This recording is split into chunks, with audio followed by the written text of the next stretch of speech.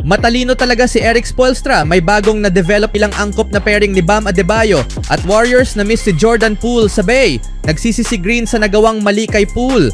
Ngunit bago ang lahat, kung gusto nyo ng original multifunctional watch, ideal for birthday, holiday gifts, Valentine's Day, mabibili lamang sa halagang $1,299. I-click lamang ang link sa comment section. Habang patuloy ang drama sa pagitan ng Miami Heat at Jimmy Butler kaugnay ng trade kasabay ng kanyang pagbabalik, isang ibang kwento ang naging tampok sa kanilang panalo laban sa San Antonio Spurs nitong Lunes, 128-107. Sa wakas ay ipinakita ng Heat ang tambalan ni Bam Adebayo at Kelly Juarez sa loob ng mahabang panahon sa court na matagal nang inaasahan habang ipinaliwanag ni head coach Eric Spoelstra ang kanyang desisyon. Nanguna si Ware sa team na may 25 points on 10 for 19 shooting from the field, kasama ang 8 rebounds at 2 blocks. Sinabi ni Spoelstra na ang dalawa ang naging unang spark na nagbigay buhay sa laro ng team. Talagang sila ang naging unang spark ng laro, sabi ni Spoelstra. Napakahusay nila sa depensa.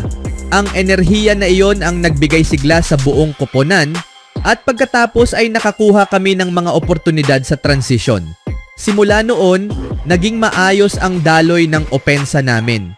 Alam mo, itong matandang coach ay pilit na pinapagsama-sama ang team. Karaniwan kapag maganda ang depensa namin may kasamang enerhiya, lumalakas ang kumpiyansa namin sa opensa. Ang opensa namin ay hindi pa narating ang gusto naming antas ngayong taon.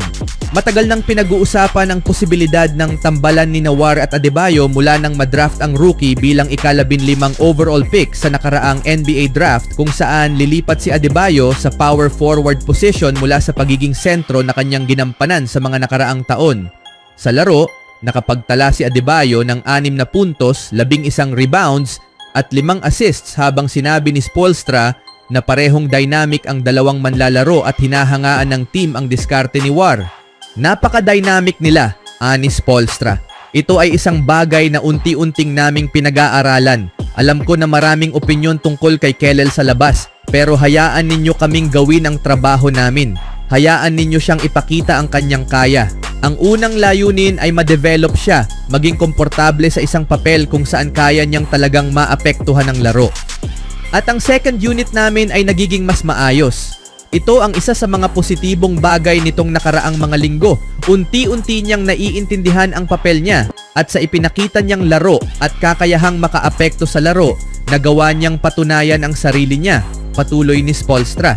Iyan ang gusto mo sa lahat ng manlalaro, patunayan ang sarili mo. Pilitin mo kaming panoorin ka, pilitin mo kaming isama ka, pilitin mo kaming mag-isip kung hindi ka dapat laruin. At iyon ang ginagawa niya ngayon. Ayon kay Spoelstra, ang paglalaro ni Adebayo at Ware ng magkasama ay matagal ng proseso ngayong season.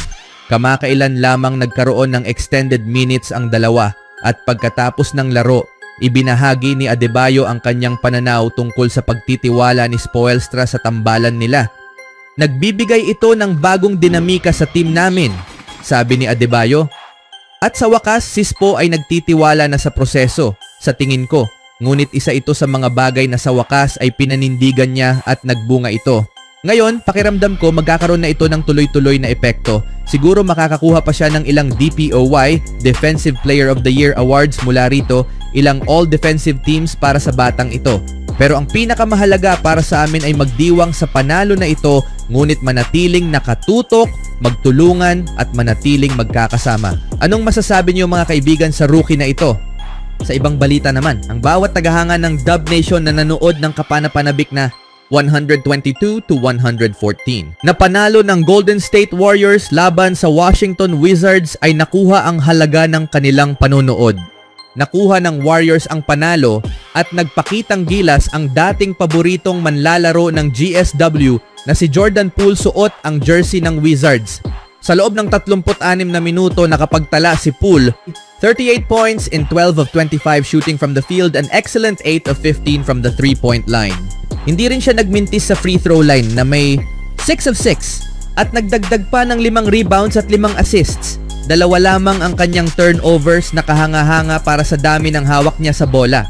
Iyan ang klase ng performance na palaging pinaniniwalaan ng Warriors na kaya niyang ibigay kahit noong nagsisimula pa lamang siya at nahirapan sa kanyang unang mga taon sa liga na nagresulta sa panandaliang paglalaro sa G League upang mahanap ang kanyang laro. Maaaring bigyan ng Warriors si Poole ng pagkakataong makakuha ng regular na minuto sa G League upang muling buuin ang kumpiyansang sinasabi niyang hindi nawala kahit pataliwas dito ang ipinapakita ng mga estatistika. Isang lugar kung saan walang masyadong pressure, ang Santa Cruz ay perpekto para sa isang talentadong scorer na naghahanap ng kanyang angking husay.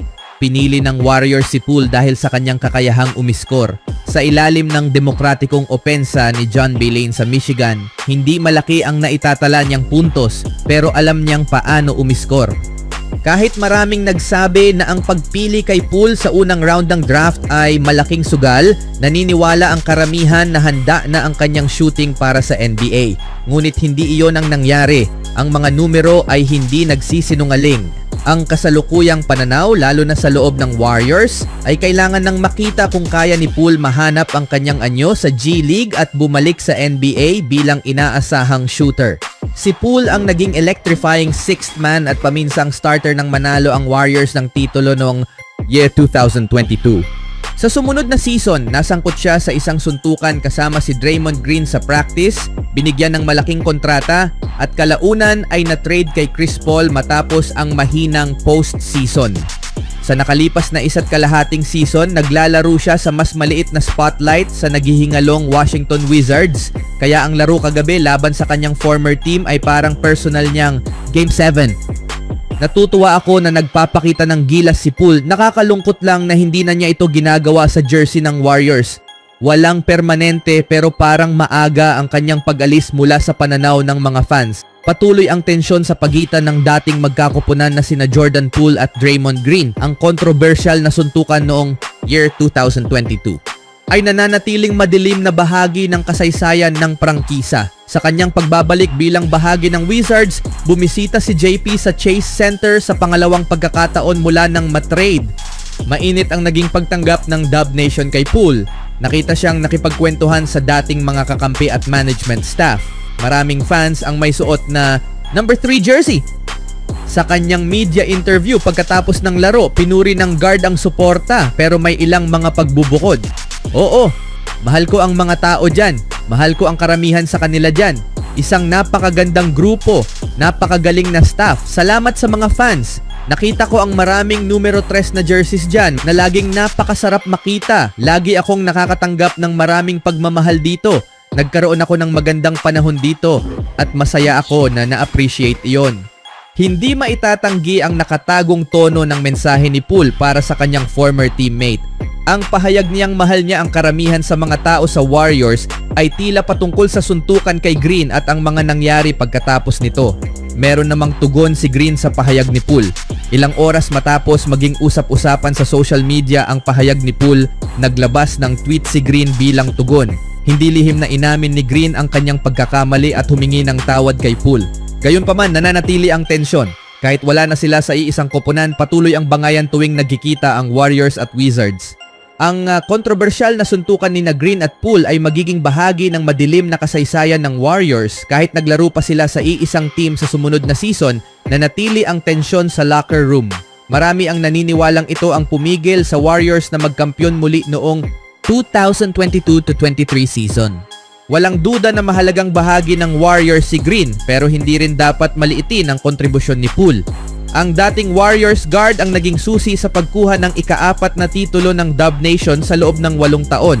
Sana, sa paglipas ng panahon, mawala na ang anumang samaan ng loob. Anong masasabi nyo dito mga kaibigan? Even when you feel low, you can still go. Even when you feel slow, you can still go. Even when there's no hope, you can still go. I never answer to no, man, I still go. Go, go.